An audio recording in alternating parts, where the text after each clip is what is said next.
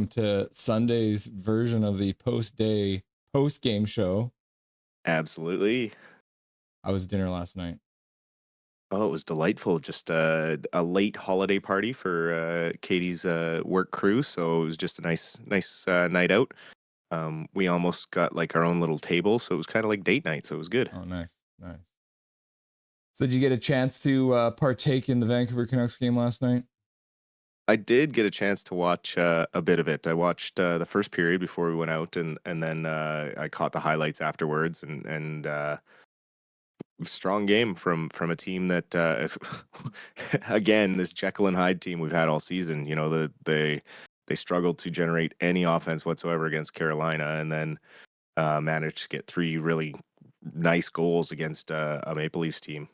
It's Canucks logic, like we always talk about. Things that shouldn't happen do happen because this team is all about chaos and mayhem. So Canucks logic says that when you get stuck in a blizzard and sitting on a runway in North Carolina and then fly in the day of a game like you're playing like a junior team, you beat them on Hockey Night in Canada, right? Like that's just how it goes with this team. Yeah, I mean they showed the locker room at what 11:30 in the morning today or the yesterday, and all the lockers were empty. It was like a ghost town. The visiting locker room was kind of an eerie situation, but it's funny how the Hurricanes have this history of being a turning point team for the Canucks. Um, the game last night against Toronto just kind of had that feeling of the game that Burrows saved Vigneault's job back in the day when he got that shorthanded breakaway goal against Carolina to break a losing streak at home and just turned that season right around. The game last night, the way Petey kind of put the team on his back with his two-way play and his defensive play, um, just felt like one of those turning point games that can galvanize a team, where they had to turn the brains off. They were forced to. They didn't have a choice, given the travel struggles and everything, and that affected everybody. That was an issue that affected the entire team. It wasn't an injury for one player. It wasn't a focus being on a rift between players. Everyone got stuck. Everyone had to suck it up and be a professional, and they did bring a hell of a game for the situation they were faced with. Yeah. It's I watched a little bit of Steve Dangle after the game last night because apparently he was streaming the game, which I didn't know about. But he's like, yeah, this is like literally classic Toronto. Like every time there's a team that's coming in that has all the reasons to lose against the Toronto Maple Leafs, they come in and they make the Toronto Maple Leafs look like fools on Hockey Night in Canada. So it's one of those things, right, where Toronto has a history of doing weird stuff too, just like the Canucks. So I think that's why when these teams get together, like it's just like we said, it's anarchy, it's chaos. You never know what's going to happen. And then at the same time, Pettersson shows up, probably the freshest Canuck there because he had just gotten back in the lineup and he looked ridiculously good. Like the amount of defensive plays you said, right? Like a couple blocks coming back, and if you watch the highlights again, you'll see whenever there was anything happening in front of the Canucks net and Pettersson was on the ice, he was in front of the net defending the net at the same time as Lankinen was. Yeah, well, and that's why I have been a speedy defender from the start. His intangibles with the defensive play. As soon as he had that game last night, you go on Canucks Twitter and Canucks Nation, and everyone's saying, "Oh, that's an $11 million player. That's why we gave Petey the contract." And all the haters just do the complete 180. But it's what I've been talking about all along. He draws penalties. He did it in Carolina, drew two important power plays in the third period. Last night, he's blocking shots like crazy, a couple very important ones at the end, towards the end of the game. I think he ended up with 5 total blocked shots, the same as Quinn Hughes. It's that stuff away from the puck and in our own end that makes Petey so much more valuable. And for him to go toe to toe with Austin Matthews last night and to have your own teammates chanting Selke, Selke, Selke to you from the bench is pretty high praise and pretty it shows how valuable Pettersson really is to this team and how you cannot trade a 26-year-old that has that in the tank when he is at his best. Right. they're chanting Selke for Pedersen for the bench. I wonder if the Eastern media is going to be chanting Hart and Norris for Hughes after finally being awake when they're watching when the Canucks are playing, right? Because most of the time Hughes plays at 10 p.m. All those Eastern reporters that are voting on this end up going to bed. This is one of the first times, and Hughes came in and did what he does every single game. Showed up. He was probably the best person on the ice last night again.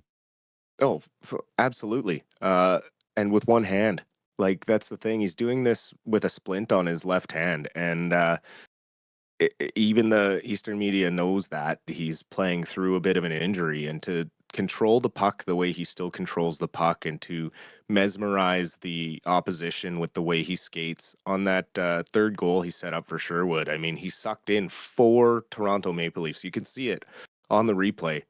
There's 4 sets of eyes glued to him while he's moving around the zone, and Sherwood's wide open. And Hughes is literally the only person on the ice who looks like he knows that Sherwood is open on that play. It's just incredible to see what he can do and what he does night in and night out. And it's what sets him apart from players like Makar, because Makar, yes, is a great player, don't get me wrong, but he is only successful based off of who is on the ice, whereas Quinn Hughes is that difference maker. Everyone is better when Quinn Hughes is on the ice. MVP. Got to start that chant. Absolutely. I mean, I mentioned the Hart Trophy weeks ago when Hughes was starting to have this type of season, and now it's starting to kind of get that progression online as well. And with the Eastern media, I mean, Steve Dangle had it in his post game screaming about how Quinn Hughes is just does all of this stuff and breaks ankles, and he's doing it with one hand, and he can't believe what we have in if he was healthy. You know, the kid just seems to keep getting better, and you hear it from Rick Tocchet. He's just a student of the game. He loves the game. He wants to be the best at everything, and he's always got a level head whether they're winning or losing. He's even keel, and we see that as fans too. When you look at it on the bench, sometimes it looks like the brain's completely turned off until he jumps on the ice, and then it's just wizardry. Hello, darkness, my old friend. Dustin, I'm calling you out, buddy. Lekkerimäki played on the 4th line last night. You said he couldn't do that, but he looked pretty damn good. You ready to eat some humble pie and admit that you were wrong? Absolutely. They can't all be golden takes, hey? Yeah.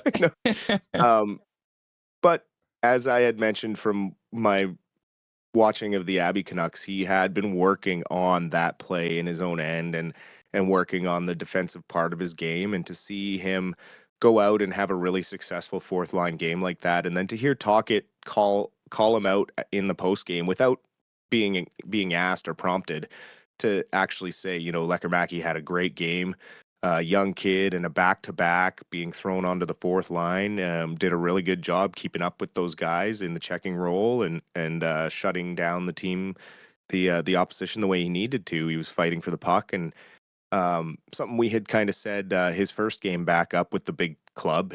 He looks wider on his feet, a little stronger on the boards, winning more of those puck battles. So as he gets stronger, he's got the mind to learn, and he learns fast. And I think that's one of the intangibles that Lekkerimäki has that a lot of people haven't seen yet, because not everyone watches the AHL or things like that. And you only get small sample sizes when these guys come up to the NHL. But he learns fast when the coaching asks him to play a certain way or do something.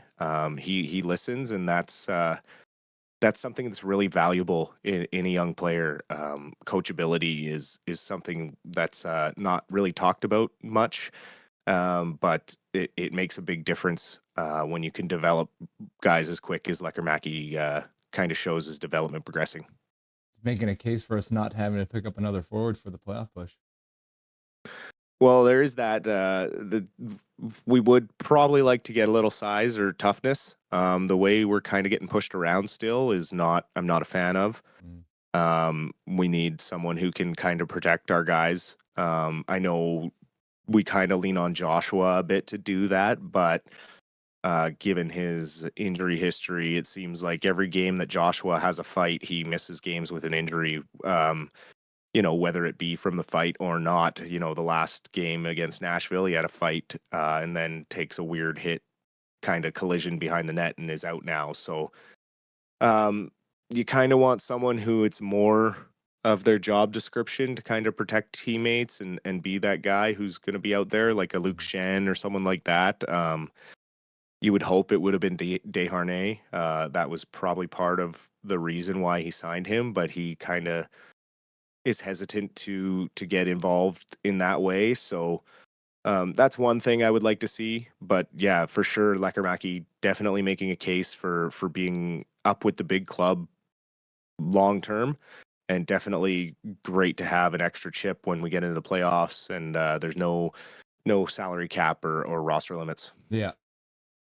You kind of feel like the Canucks were playing playoff hockey last night? You know what? I know I've been really critical of the offensive structure of our team, and but that's because it's what's been struggling right now. Defensively, this team is playing great. I mean, we've seen it against the high-powered teams. The teams that are scoring and getting a lot of shots are struggling to do that against the Canucks. And that's a testament to the structure that Adam Foote and Gonchar have built in our own end. We held Washington to a low number of shots. Carolina, we held to less than, I think, 20 shots. Granted, Carolina wasn't really interested in the third period in shooting, but we still did limit their high danger chances. And obviously against Toronto, we really didn't give them anything. There was only about 3 or 4 major saves that Lankinen really had to make, but overall, yeah, like defensively, this team is built for the playoffs. It's just we need to find a way to get a couple more goals here or there, or drive the offense a little better. But when it comes to April, this is the kind of hockey you want to see a championship team playing. So yes, it's tough to watch it in the regular season sometimes, but it's positive signs for later in the year if we can maybe turn it around and get on a run here for the rest of January. Funny, we talk about the 3 stars all the time in the post-game show, and I don't know if you saw the 3 stars last night. It was who, Lankinen was on there and Quinn Hughes was on there. But Lankinen was the 3rd star with a shutout, which is interesting because Toronto media. And Quinn Hughes was the 1st star, which you can give him the 1st star pretty much every game. The one that I thought was hilarious was the fact that Tyler Myers was the 2nd star of the game from Toronto media, right? He had 2 assists, so granted, he did put some points up on the board. But I don't know out of that performance if you're going to take Tyler Myers over Pettersson in that performance, right? Like, is that or is that just me? Exactly. I think a little that sometimes there's some saltiness, I think, that goes into picking these 3 stars, because Pettersson definitely probably deserved a nod, given how hard he worked to help secure that shutout with a couple of huge block shots. So, but that being said, Myers did have one of his better games, helping out with 2 assists. He played pretty solid in our own end. I think he played 21 minutes, so only 2 minutes behind Quinn Hughes, and that's a big ask for Myers, and also playing in Toronto. It was a good game from him. So, I don't hate it, but obviously it was one of those games where we had a few guys step up and play a little better and probably deserved a nod. But you know what? I think more importantly, the love Petey got from his teammates will mean more than a missed star picking. Well, he's not going to get his chance at the Molson Cup that they bring out once every 4 years or so. Does that still exist? Yeah, they did. The Hockey Night in Canada season. Molson 3 stars. They did that in Vancouver at some point. I can't remember what game it was. They presented it to someone, and the player was just like, "What is this?" It's like, "Oh, you got the most 3-star points this month," and it's like, "I've never heard of this before." I was pretty shocked this morning to see that Miller wasn't credited with an assist on the Quinn Hughes goal. It's not very often you see them do the own goal when the puck's batted out of the air into their own net. But a nice unassisted goal by Hughes there. I'm pretty sure Miller should be credited with an assist, but alas, it is what it is with the NHL and their scoring. Sometimes they just make weird decisions. Yeah. Well, I mean, technically it bounced off two Toronto players, right? It went off the one defenseman off of his hip up into the air, and then was it Benoit who batted into his own net? So Yeah, I guess the double touch is what deleted JT Miller's assist there. I guess it's usually a possession thing that has to happen, but Yeah, hey, what do yeah. I know? I guess they judged that the puck was not going into the net until Benoit had batted in the net, but I don't know if I could agree with that assessment of the trajectory of that puck as it flew over the goaltender. Yeah. Yeah. Eric Brandstrom, everyone's been chatting about getting back him in the lineup. We need a puck moving defenseman. We need a puck moving defenseman. He's now on waivers. So, and he went down on waivers before Breezewa, who can go down for free. So what is that? I think this is maybe Canucks management and Rick Tocchet trying to nip that story in the bud from the media and all the fans. Yeah, I think it's just we have enough distractions as a team. Probably getting sick of being asked when he's going to get back in the lineup. He had a interview the other day where he was pretty careful about the way he worded it, but he was asked why Brandstrom wasn't getting into the lineup over a player like Juleson or things like that when we need to generate more offense. And in a nutshell, he basically said generating more offense isn't worth the defensive liabilities that come with certain players in the lineup. And when it's a question about Brandstrom, obviously it's saying he can't be trusted in our own end enough to be in the lineup in these important games against tough playoff teams. So yes, they were sacrificing offense. And clearly Tockett's not immune to noticing what the issues are with the team. I mean, he is the head coach. I'm sure he would love to have a puck moving defenseman on every pair, but sometimes you have to think about the bigger picture, and that's one thing that Tocchet and this regime has kind of done better than managements in the past. Is they're a big picture club now, so it's also something us as fans haven't been used to. So we kind of get antsy when things aren't going perfectly, especially since these guys took over. Everything's kind of gone the right way. This year's the first year that this regime has met some adversity, and I think they're handling it okay. Obviously, the rift rumors and stuff could have been handled with more grace and should have been handled with more grace, but as this team gets healthier and as this team wins, that noise will start to push into the background a bit. And hopefully, with Hronik likely coming back with the Brandstrom move to free up a roster spot, we will have a second option when it comes to a power play 2, or if we go to overtime, we have two guys that we can have out there to trust to not only move the puck but also shut it down defensively if they need to. Yeah, I mean, bringing Hronik back in the lineup, I didn't think I'd be looking forward to that so much because I did talk a lot of smack when he was injured, and I'm gonna take this moment to eat some humble pie and admit that I was wrong because Hronik obviously makes a big difference on this defensive lineup. Not only being good to be in the lineup, but also putting some of the other defensemen back in a place where they're more comfortable, aka Tyler Myers, who is now able to play in a bottom 4 role rather than being thrust into the spotlight on the top line with Quinn Hughes. Which is what he was signed for in the summer. You know, when we re-signed him, he wasn't signed to be a top line guy to play top line minutes. But obviously, we weren't expecting the long-term injury to Hronik. And you know, you're not the only one who had been critical of Hronik. You know, the playoffs last year wasn't his greatest stuff, and to start the season, he wasn't really contributing offensively. But you see the stability that he brings to that to the blue line, because you can move him around as needed to strengthen other pairings. It just gives you more versatility, and Hronik is just a better all around player than the other D men that we have. And, you know, the saying is absence makes the heart grow fonder. As Canucks fans, we just needed Hronik to miss some time to see how valuable he really is to this blue line, and how the reason why we did sign him to a long-term extension when he got here. Having said all of this talk that we've had today, the Canucks will now lose 5-0 to Winnipeg on Tuesday, right?